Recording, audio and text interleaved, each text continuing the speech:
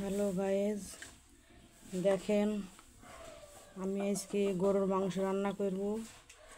তো দেখেন, আগেকার মানুষ হাত ঘষে রান্না করেছে, তো গোশের স্বাদ হয়েছে অনেক।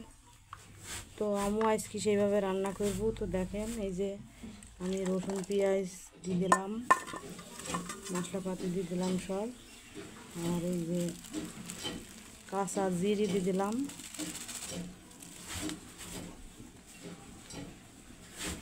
পরিমাণ মতো লবণ দিয়ে দিলাম, হলুদ দিলাম,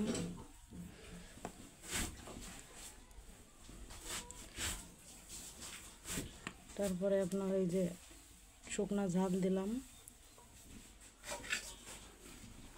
তো দেখেন আপনারা আমার আজকে রান্নাটা কেরম হয়। তারপরে আমি দেখেন সয়াবিন তেল দিলাম, যতটুকু লাগে ততটুকু দিলাম।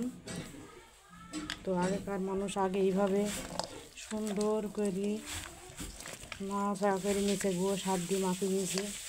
তো আগেকার মানুষ বলেছে যত হাতে মাখানো যায় ততই স্বাদ হয়। তো আপনারা দেখেন এই যে আমার মাখানো হয়ে গেছে। তো আমি এটা চুলাতে বসিয়ে দেবো। এই যে দেখেন আমি চুলাতে বসিয়ে দিলাম, এটা কষিয়ে নেবো, তারপরে পানি দিয়ে সিদ্ধ করে নেবো।